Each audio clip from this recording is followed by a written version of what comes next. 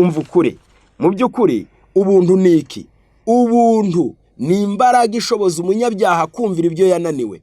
Ni imbaraga y'Imana ikorera mu muntu ikirukana ikibi n'icyaha muri we, akagira ububasha bwo gukora iby'Imana ikunda, akitondera amategeko y'Imana, akawumugisha ku bandi no ku isi. Niyo mpamvu Abaroma 6:1 ngo mbese ngo dukomeze dukore ibyaha kugira ngo ubuntu bw'Imana busage? Reka da, ntibikabeho ko ubuntu bw'Imana bupfa ubusa, ntibikabeho ko ducungurwa ngo twice amategeko.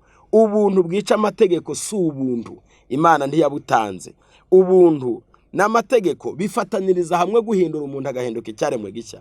Tito 2:11 ijambo ry'Imana riravuga ngo hati, kuko ubuntu bw'Imana buzanira abantu bose agakiza bwabonetse, butwigisha kureka kutubaha Imana n'irari ry'iby'isi, bukatwigisha kujya twirinda dukiranuka twubaha Imana mu gihe cya none, dutegereje ibyiringiro by'umugisha nibyo kuzaboneka k'ubwiza bwa Yesu Kristo.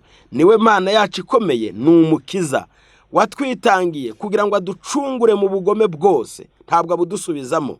Ahubwo umva ukuri, ntabwo Yesu aducungura ngo dusigare mu bugome, asiga tuvanye mu bugome. Kandi kwica amategeko ni ubugome, icyaha nibwo bugome. Yaraducunguye ngo atuvane mu bugome.